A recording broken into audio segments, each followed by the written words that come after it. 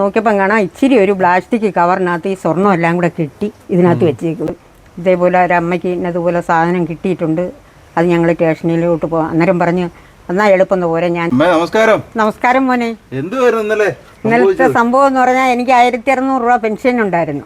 അങ്ങനെ 1600 രൂപ പെൻഷൻ വാങ്ങിക്കാൻ അവിടെ ചെന്ന് ബാങ്കിനകത്ത് കയറണ്ടല്ലോ.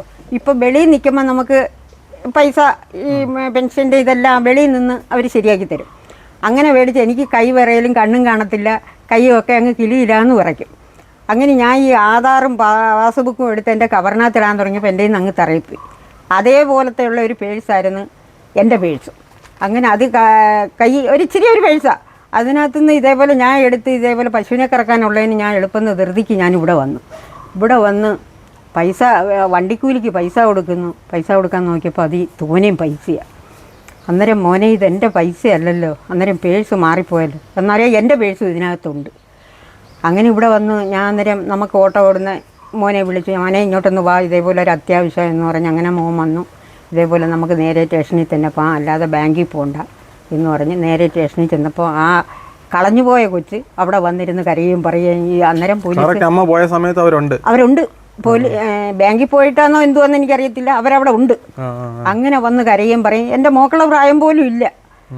അങ്ങനെ വന്ന് കരയുകയും പറയുകയും ചെയ്തുകൊണ്ടിരിക്കുമ്പോഴാണ് ഇവർ പോലീസുകാരെല്ലാം കൂടെ തിരക്കാനിറങ്ങി.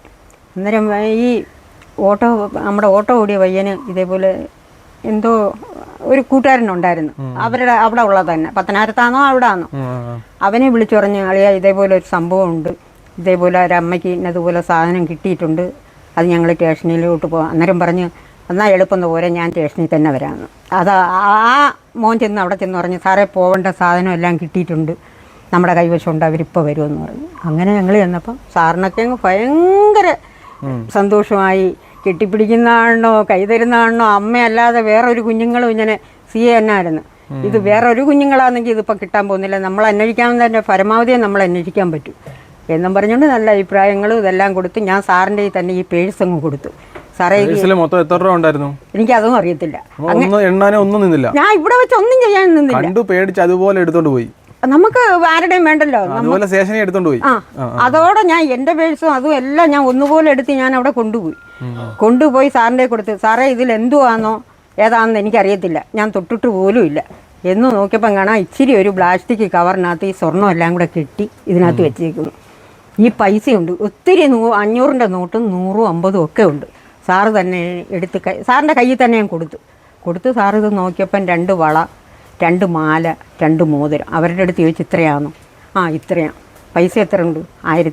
10,000 ചില രൂപയുണ്ട് എന്ന് പറഞ്ഞ് അങ്ങനെ അത് എല്ലാം അതിനെ ഏൽപ്പിച്ചു. വല്ല സന്തോഷമായി. അങ്ങനെ അതെല്ലാം കഴിഞ്ഞ് സന്തോഷമായിട്ട് അതും പോയി. ഞാൻ ഇങ്ങോട്ടും വന്നു. പിന്നെ സാറും ഒക്കെ നല്ല അഭിപ്രായം പറഞ്ഞ് ആ മോനും വന്നു പറഞ്ഞു, അമ്മയെപ്പറ്റി ഇനി അഭിപ്രായം പറയാൻ ഇനി ആരുമില്ല, 7000 പേര് വരെ അമ്മയെ അഭിനന്ദിച്ചിട്ടുണ്ട്, ഇനി ബാക്കിയുള്ളവരുടെ കാര്യം ഇനി പറയാം എന്നും പറഞ്ഞുകൊണ്ട് ഇതെല്ലാം സന്തോഷമായിട്ട് പറഞ്ഞു. സന്തോഷം. ഈ പൈസ കണ്ടപ്പോൾ ആകെ ടെൻഷനൊന്നും ആയില്ല മോനെ, ഇത് നമുക്ക് വേണ്ട. ഈ ടെൻഷനൊന്നും നമുക്കില്ലായിരുന്നു. പക്ഷെ ഇത്രയും പൈസയും ഈ സ്വർണ്ണങ്ങളും നമുക്ക് വേണ്ട. ഇത് നമ്മൾ വെച്ചോണ്ടിരിക്കാൻ പറ്റില്ലല്ലോ. എത്ര ആയാലും ആരുടെ ഒരു പൈസയും എനിക്ക് വേണ്ട. ഞങ്ങൾ കഷ്ടപ്പെടുന്ന മുതൽ മാത്രം മതി നിങ്ങൾക്ക്.